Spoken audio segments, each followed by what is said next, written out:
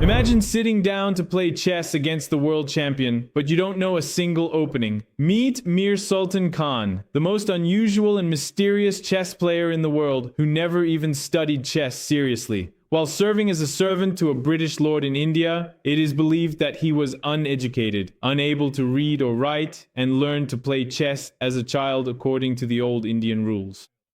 But his master brought him to England in the 1930s, where Sultan Khan began playing against the world's top chess players and won the British championship. Although his career was short-lived, it was very impressive. He defeated Capablanca, played against Alekhine, and beat many of the top players of that era. I have carefully studied his games and selected two interesting ones for you to get acquainted with this unique chess player. Let's go. The first game we'll look at is against Frank Marshall. Mir Sultan Khan is playing with the white pieces and starts with e4, e4, e5, the central opening, nf3, nc6, qe2. The idea for white here is to quickly develop the queenside and castle long, which is exactly what white does. be7, bd2, d5. Marshall immediately breaks through in the center. They capture on d5, recapture on d5, and the knight goes to d5. There's even theory for this. nbd2, the knight can go either to f4 or c3 to later attack the queen. h4, nf4, qb7, f3. It's logical to try to block the bishop now so that long castling can be done, and here black castles queenside. And now white faces.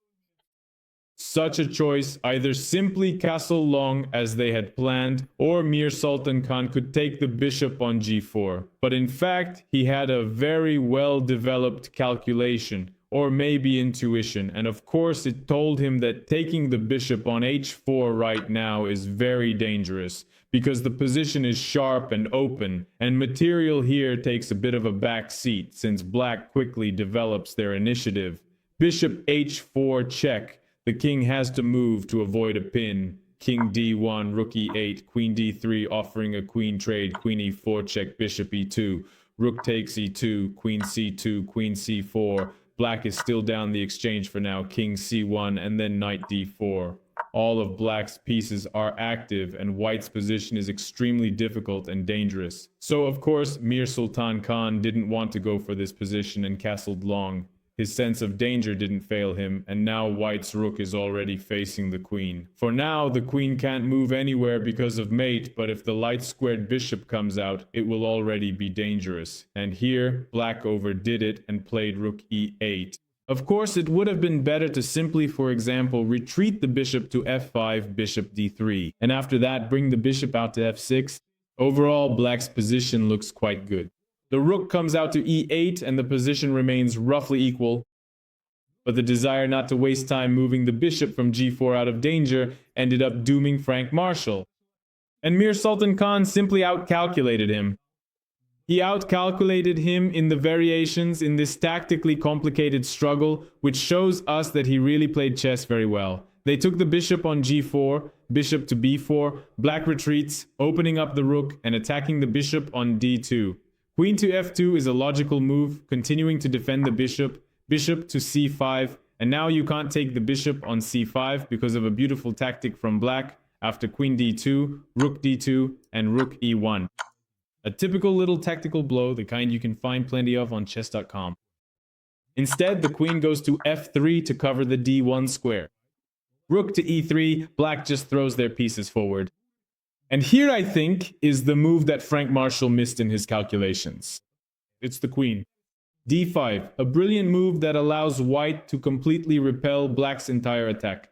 The point is that after the exchanges, queen takes d5, knight takes d5, rook takes d5, it's still impossible to take on e3 because of the check. There's the move bishop to c4, after which both of black's rooks are under attack, and one way or another, white ends up with extra material.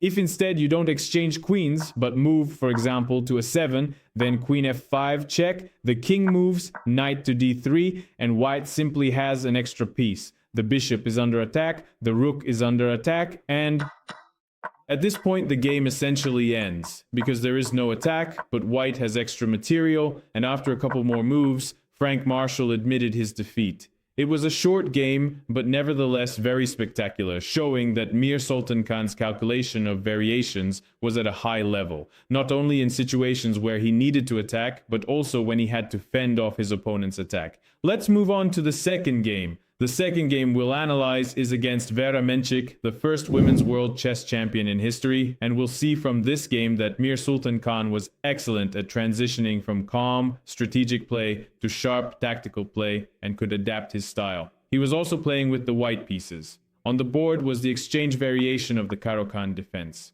The theory goes bishop to d3, knight to c6, and queen to c2 with the Kone e2 system. The idea is to bring the bishop out to f4, and after bishop f4, bishop d6, bishop g3, knight f6, knight bd2, castling f4. This is probably not the most precise move by white, but it's still within acceptable limits. It's generally not great to block your own bishop, and the e4 square might become weakened, but for now, black can't take advantage of this. Knight h5 is a bit off. It would have been better for Menchik to try to maneuver the knight to f5 at this point.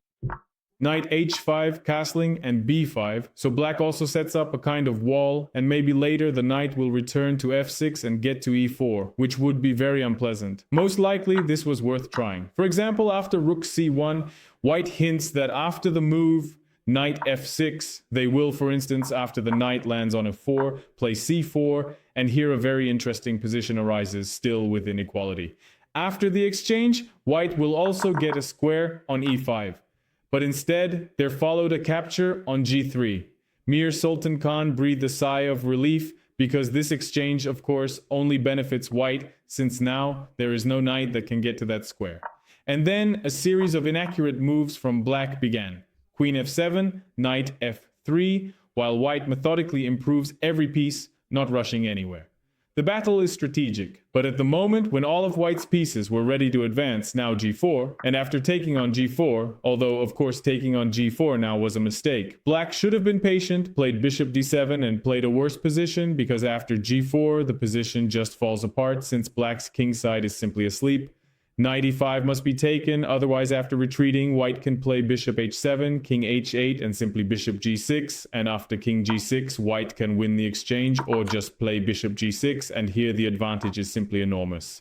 So instead, they exchanged queens, queen e8, bishop g6, rook f8, bishop f8, rook f1. All the pieces are active, and the knight also joins the fight, because now, after any black move, for example, bishop d7, knight g6 is a double check and mate on h7 because the rook protects the knight. And if black plays g5, then still knight g6, king g7, knight e7, and after queen e7, pawn g6, king h8, queen h7, mate. That's why Vera Menchik, after the move knight e7, resigned. The game lasted only 25 moves, just like the first one. From these games, I think it's clear that Mir Sultan Khan was an outstanding, unique chess player. Despite his very short career, he was remembered by many and left his mark on history.